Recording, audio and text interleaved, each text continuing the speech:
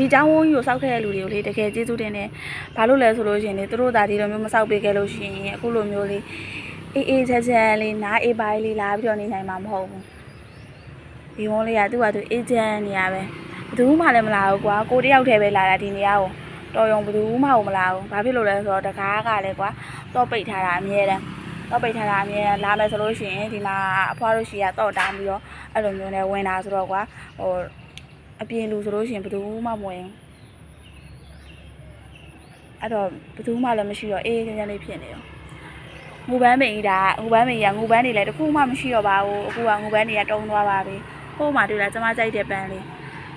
ဒါပေမဲ့နုံးသွားပြီပထမရက်ကမလာဖြစ်တော့လေမိုးတွေကလည်းအရန်ကြီးနေတော့ဒီထဲကိုတိတ်ပြီးတော့မလာဖြစ်ဘူးဖြစ်နေရဖျားပေါ်တော့မရဘူးဟိုမှတွေ့လားចောင်းသားလေးတွေ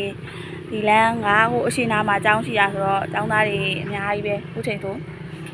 ចောင်းသားတွေသွားနေပြီចောင်းတက်ခဲ့တဲ့အချိန်လေးတွေကိုပြန်ပြီးသတိရတယ်ဒါပေမဲ့စားတော့မကြက်ချင်ပါဘူး